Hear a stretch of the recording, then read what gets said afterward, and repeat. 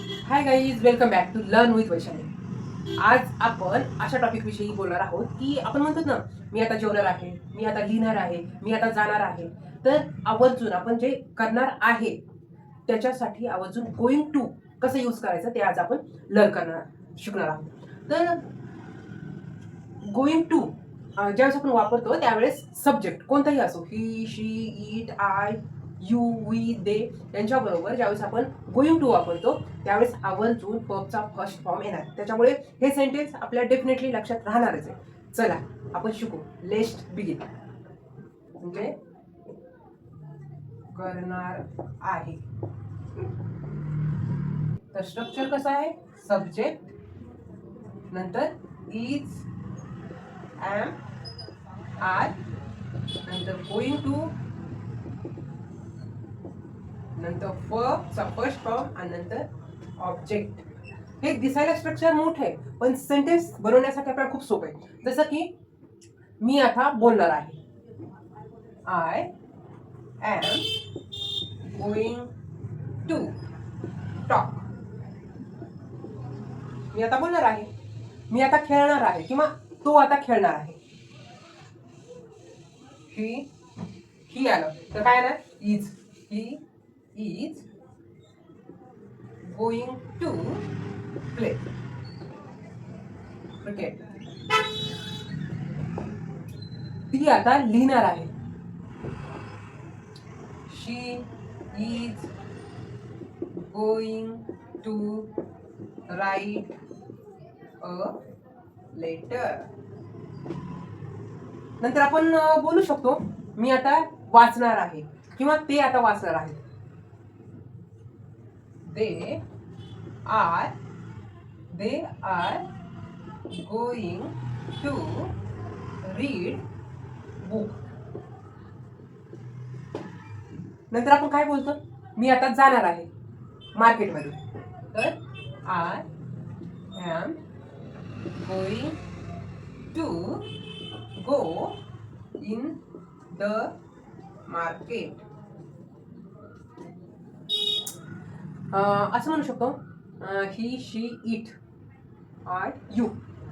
आता तू आता येणार आहेस माझ्या घरी. आपण आवर्जून म्हणतो ना, you are going to come my home. ब्रेकफास्टसाठी, फॉर ब्रेकफास्ट.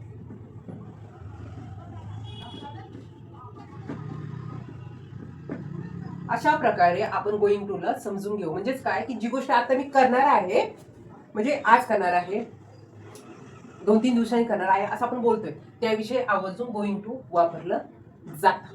तर आपण हेच गोइंग टू पास्ट मध्ये कसं वापरतो ते पाहू. वॉज आणि वर बरोबर. गोइंग टू करणार आहे. आता होतो कधी? पास्ट साठी. स्ट्रक्चर कसं आहे? सब्जेक्ट, नंतर was, were, going to,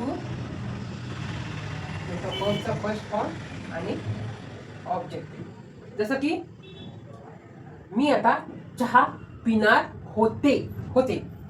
I was going to drink tea. Cup of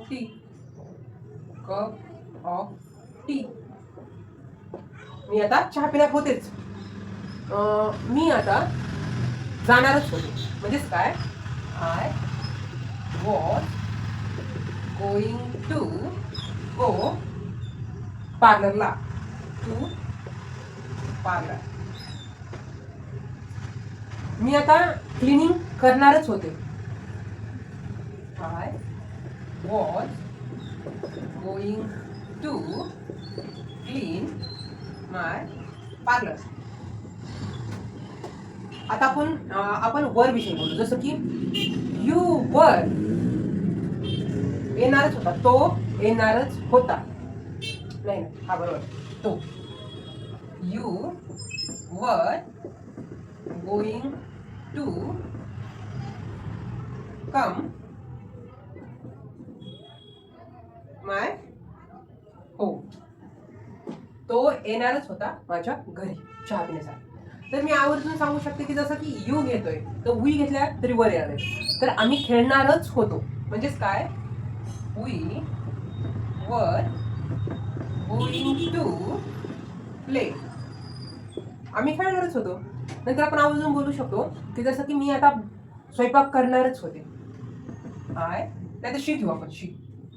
she was going to make food. आपण असं पण म्हणू शकतो यू ते आता झोपणारच होते. दे वर गोइंग टू स्लीप. आपण असं म्हणतो आवर्जून मी मदत करणारच होते माझ्या फ्रेंडला. तर I was going to help my friend. तर अशा प्रकारे आपण गोइंग टूचा उपयोग प्रेझेंटसाठी पण करतोय. त्यावेळेस आपण इज एम आर वापरणार. ज्यावेळेस आपण पास्ट विषयी बोलणारे करणारच होते, जेवणारच होते, लिहिणारच होते, झोपणारच होते, हे पास्ट होतं. तर त्याच्यासाठी आपण आवर्जून वॉज आणि वर वापरायचं आणि खूप छान सेंटेन्स बनवून प्रॅक्टिस करायची. आता आजची प्रॅक्टिस तुम्हाला कशी वाटते ते नक्कीच कमेंट बॉक्समध्ये सांगा. तर आपण एक छोटंसं उदाहरण घेऊ शकतो की मी माझे कपडे धुणारच होते. हा जो एक क्वेश्चन आहे तुम्ही तयार करून कमेंट बॉक्समध्ये पाठवू शकता. तर ओळख करून घेतली की गोइंग टू म्हणजे आता मी करणारच होते. की ज्यावेळेस आपण आवर्जून सांगणार असतो त्यावेळेस आवर्जून गोइंग टू वापरायचं आणि खूप छान सेंटेन्स बनवायचे.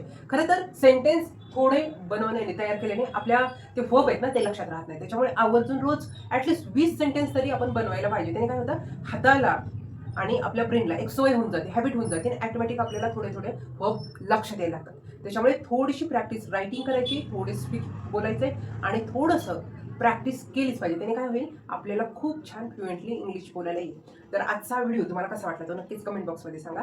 आणि वेळात वेळ काढून तुम्ही व्हिडिओ पाहिला त्याच्याबद्दल खूप सारे मनापासून आभार. असे व्हिडिओ पाहता, व्हिडिओ आवडला तर नक्कीच लाईक. तर भेटू नेक्स्ट व्हिडिओ. बाय.